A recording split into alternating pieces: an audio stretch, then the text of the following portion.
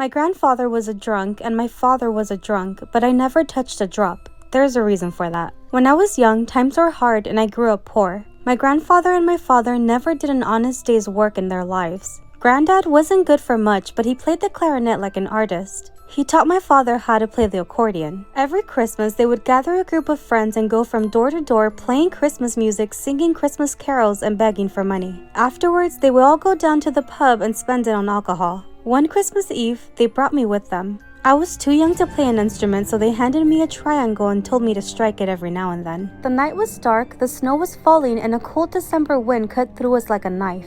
We kept our heads down and trudged through the snow and the sleet. Eventually, my grandfather stopped and said, "This looks like a good place as any." We were outside a big mansion decorated with Christmas lights. My grandfather knocked on the front door and we began to play some old Christmas carols. The door of the house swung open and in a dim light I saw a young woman standing there. She was holding a tray of glasses in her hands. With a smile, she picked up a glass and held it out, inviting one of the men to drink. My grandfather rubbed his hands together with glee and took the glass. Just then, I looked up and in the window above, I saw a face peering out of the shadows. A face that was hideous beyond words. I looked back at the woman in the doorway and her face was hideous too. Before I could stop him, my grandfather put the glass to his lips and knocked it back with one big gulp.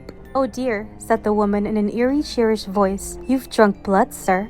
With that, the door slammed shut. My grandfather stumbled backwards and the glass fell from his hands. It shattered with a deafening crash and he collapsed in the snow. I don't remember much after that. All I recall is waking up in the light of dawn and finding myself lying in the snow. The other men were lying all around me, just waking up themselves. My father got to his feet and rubbed his head. The woman had disappeared and the house was boarded up and abandoned. All that was left was a dark red stain in the snow where the glass had broken. My grandfather laid there in the snow beside it, his face all purple and swollen. He was dead as a doornail. We hurried home that morning and called the police. They picked up my grandfather's body and brought it to the mortuary. My father told them what had happened, but they didn't believe a word of his tale. They said the house had been vacant for over 100 years. After that night, my father was never the same man again. He never let another drop of alcohol touch his lips and made sure I did the same.